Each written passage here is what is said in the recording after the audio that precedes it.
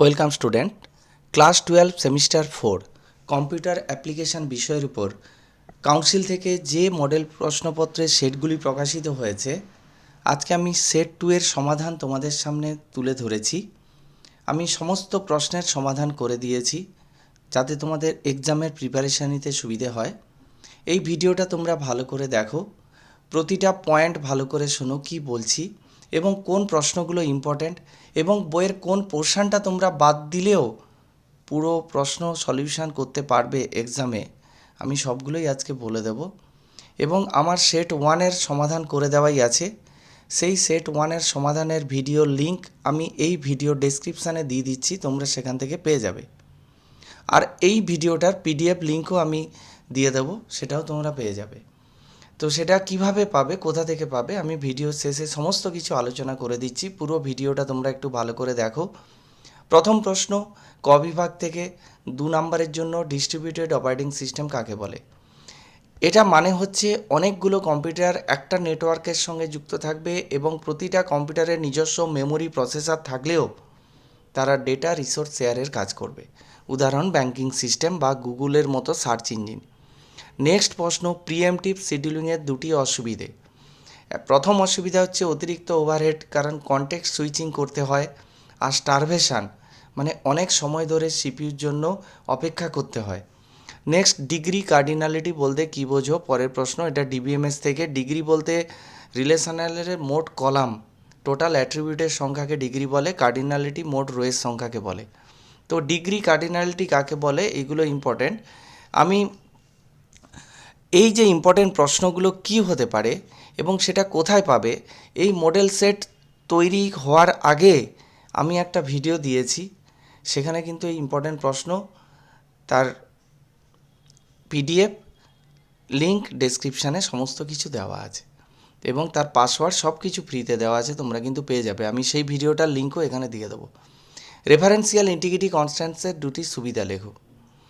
Next প্রশ্ন, শিক্ষার সঙ্গে জড়িত এআইয়ের স্কোপ উল্লেখ করো। এখানে দুটো, যেহেতু 2 নম্বরের প্রশ্ন তাই দুটো প্রশ্ন, ব্যক্তিগত শিক্ষণ, অটোমেটেড গ্রেডিং। তারপরে প্রশ্ন, মেশিন লার্নিং ও ডিপ লার্নিংয়ের একটি করে প্রযুক্তির নাম লেখো। মেশিন লার্নিংয়ের প্রযুক্তি হচ্ছে লিনিয়ার রিগ্রেশন বা সাপোর্ট ভেক্টর মেশিন। ডিপ লার্নিংয়ের প্রযুক্তি হচ্ছে এই একটা দিয়েছি দেখো, টেন্স ফ্লো, আর একটা হচ্ছে কৃত্রিম নিউরাল নেটওয়ার্ক বা এএনএন। এই টেনসার ফ্লো এটা একটা টেকনিক, আর কৃত্রিম নিউরাল নেটওয়ার্ক এটাও আর একটা টেকনিক। এটা হচ্ছে ডিপ লার্নিং। আমরা সাধারণত এএনএনটাই বেশি চিনি, তাই তোমরা এএনএনটাই লিখবে। নেক্সট, খ বিভাগ আসছি। এফসিএফএস এবং এসজেএফ শিডিউলিংয়ের মধ্যে পার্থক্য লেখো। এখানে এফসিএফএস মানে ফার্স্ট কাম ফার্স্ট সার্ভ, যে প্রসেসটি আগে আসবে সেটি আগে সিপিইউ পাবে, আর যে প্রসেসটি সবচেয়ে ছোট সেটি সিপিইউ আগে পাবে। তাহলে এখানে গড় অ্যাভারেজ ওয়েটিং টাইম বেশি, আর এসজেএফে অ্যাভারেজ ওয়েটিং টাইম কম হয়। আর আরেকটা, এখানে যেমন কনভয় এফেক্ট দেখা যায়, কারণ বড় প্রসেসরের জন্য ছোট প্রসেসরকে অনেকক্ষণ অপেক্ষা করতে হয়, আর এতে কোনো কনভয় এফেক্ট হয় না। তোমাদের একটা সেটের কোশ্চিন ছিল কনভয় এফেক্টটা কী, সেটা কিন্তু এখানে আছে, তোমরা কিন্তু একটু ভালো করে দেখে নিও। এই পার্থক্যটাও কিন্তু একটু ভালো করে দেখে নিও। এবারে দেখো, ফার্স্ট ফিট বেস্ট ফিটের বৈশিষ্ট্য আলোচনা করো। ফার্স্ট ফিট কাকে বলে? এটি মেমোরিতে শুরু থেকে খোঁজা শুরু করে, প্রথম যে খালি ব্লকটা পাবে সেখানেই জায়গা পাবে। আর বেস্ট ফিট মানে পুরো মেমোরিটা সার্চ করবে, একটি খালি ব্লক খুঁজে বার করবে যা প্রসেসের আকারের সবচেয়ে কাছাকাছি। যে প্রসেসটা আসবে তার সাইজের কাছাকাছি হবে, সেটাকেই বলছে। তাহলে কী হবে? মেমোরি ইউটিলাইজেশান বেশি হবে, আর হচ্ছে মেমোরি অপচয়, মানে মেমোরি নষ্ট, ওয়েস্টেজটা কম হবে। এবার এখানে ডিএমএল কমান্ডের সিনট্যাক্স কাজ, এটা ইম্পর্ট্যান্ট। তোমরা এর সঙ্গে ডিডিএল আর ডিসিএল, দুটো ডিসিএল কমান্ড আর ডিডিএল যে কোনো 3টে কমান্ড আর ডিএমএল 3টে কমান্ডের সিনট্যাক্স এবং কাজ কিন্তু তোমরা রেডি করে রাখবে, এই প্রশ্ন পরীক্ষায় পড়বে। Next, Cartesian product natural join অপারেশনের মধ্যে পার্থক্য লেখো। কার্টেসিয়ান প্রোডাক্ট কি বলেছে?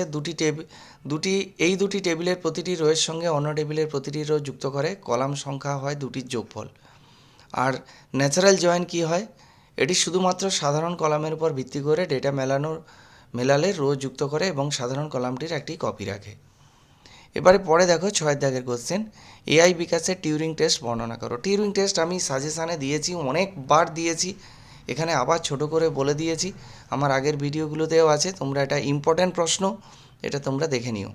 অ্যালগরিদম ট্রেডিং এআইকে কীভাবে সাহায্য করে, এটাও ইম্পর্ট্যান্ট প্রশ্ন, আমি খুব ছোট করেই এখানে দিয়েছি, কারণ আমার সাজেশানে যে উত্তর পিডিএফ লিঙ্ক দেওয়া আছে সেখানে বড় করে পেয়ে যাবে, তোমরা এটা দেখে নিও। নেক্সট, এটা কিন্তু একটু ভালো করে তোমাদেরকে বুঝতে হবে, এটা খুব ইম্পর্ট্যান্ট। যদি কেউ মনে করতে চাও যে আমি এরকম একটা টেবিল সলিউশন করব, তাহলে কিন্তু এটা খুব ইম্পর্ট্যান্ট এবং ফুল মার্ক পাওয়া যায়। এখানে এসজে পদ্ধতির মাধ্যমে অ্যাভারেজ টার্ন অ্যারাউন্ড টাইম এবং অ্যাভারেজ ওয়েটিং টাইম বের করতে বলেছে।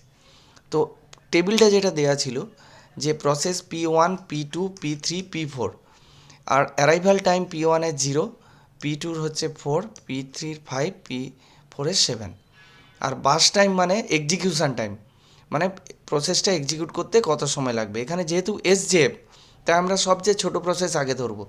যেহেতু P1-এর অ্যারাইভাল টাইম 0, তাই P1 প্রথমেই এক্সিকিউট করতে শুরু করবে। তো এখানে দেখা যাক, এই ডেসক্রিপশানটা আমি বলে দিচ্ছি। শুধুমাত্র P1 এসছে 0 সময়ে, তাই P1 কাজ করা শুরু করে দেবে এবং সময় 6 পর্যন্ত চলবে, মনে করো 6 সেকেন্ড। এবারে P1 শেষ হলো, এই সময়ের মধ্যে P2 এসছে এবং P3ও এসছে। P2 এসছে, P2-এর এক্সিকিউশান টাইম হচ্ছে 10, অর্থাৎ এটা কিন্তু বড় প্রসেস, এটা বিগ প্রসেস। আর P3-এর এক্সিকিউশান টাইম হচ্ছে 4, এটা তাহলে স্মল, তাহলে 4 সেকেন্ডে এক্সিকিউশান করে যাবে, তাহলে এটা স্মল জব। তাহলে সিস্টেম কাকে আগে নেবে? P3-কে। তাহলে তাই সিস্টেম কি নিয়েছে?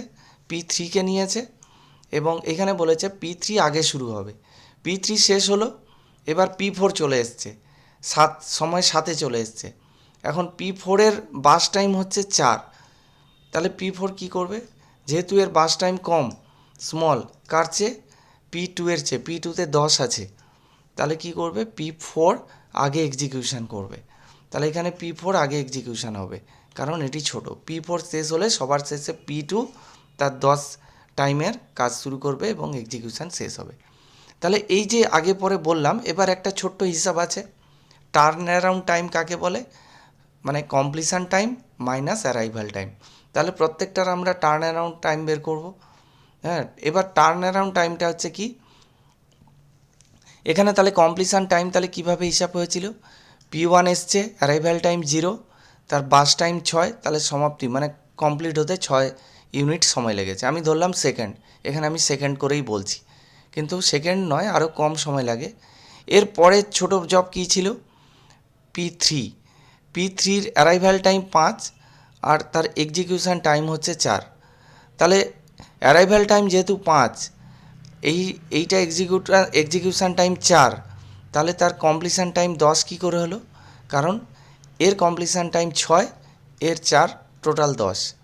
নেক্সট P4 এসছে, অ্যারাইভাল টাইম 7, কমপ্লিশান টাইম 4, তাহলে 10 ছিল, তারপর 10-এর সঙ্গে 4 যোগ হবে, তাহলে হয়ে গেল 14।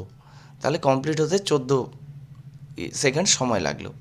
তো এরপর লাস্ট যে জবটা P2, এ তো 10 সেকেন্ড সময় ছিল, এগুলো সব কমপ্লিট হতে 14 সেকেন্ড সময় লেগেছে। তাহলে এই 10 সেকেন্ড আর 14 সেকেন্ড যোগ করে, মানে যখন এসেছিলো তারপর থেকে ও 24 সেকেন্ড সময় শেষ হলো।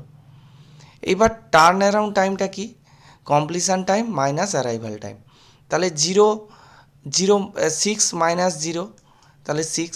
নেক্সট কত হবে? 24 মাইনাস 4, 24 মাইনাস 4, তাই 20, কারণ অ্যারাইভাল টাইম ছিল 4। নেক্সট ছিল 10 মাইনাস 5, তাই 5 হয়েছে। তারপর এটা 14 মাইনাস 7, তাই 7 হয়েছে।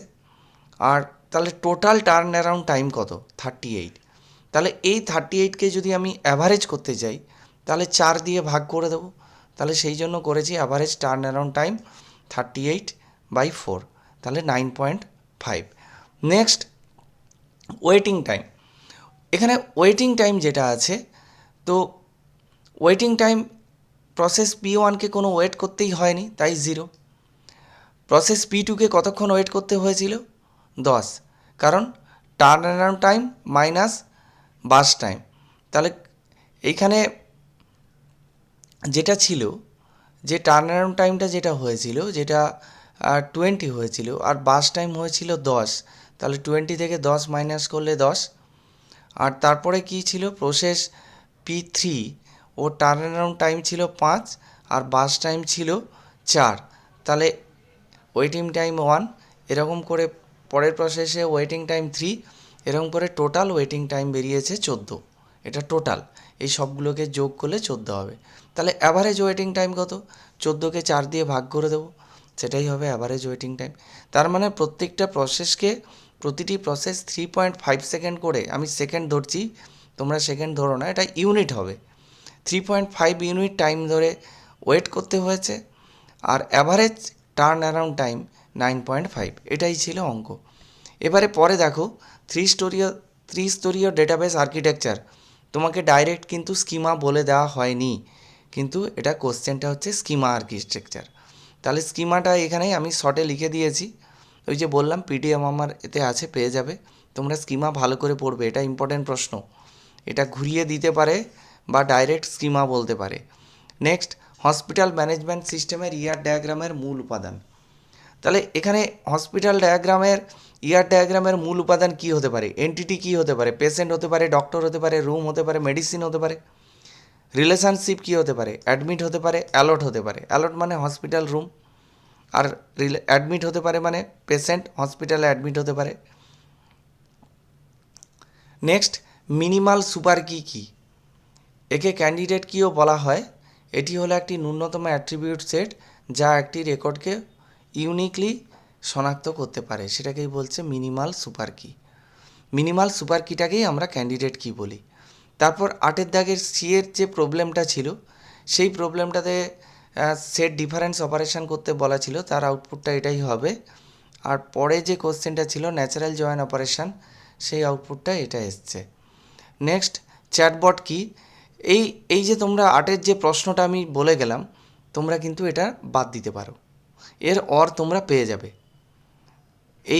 এই প্রশ্ন বাদ দিতে পারো। এসকিউএল কোয়ারি তাহলে তোমাকে ভালো করে করতে হবে, আর এসকিউএল কোয়ারি যদি তুমি বাদ দিতে চাও তাহলে তোমাকে এটা ভালো করে করতে হবে, কারণ তোমার কাছে 4টে অপশান থাকবে, তার মধ্যে একটা অপশান এসকিউএল কোয়ারি, একটা অপশান থাকবে রিলেশনাল অ্যালজেব্রা থেকে, আর বাকি দুটো থিওরি। তোমরা যদি দুটোই বাদ দিয়ে দাও, রিলেশনাল অ্যালজেব্রা এবং এসকিউএল কোয়ারি যদি বাদ দিয়ে দাও, তাহলে কিন্তু তোমাদের একটু চাপ হয়ে যাবে, কারণ বাকি দুটো অপশান থেকেই তোমাদেরকে অ্যান্সার করতে হবে।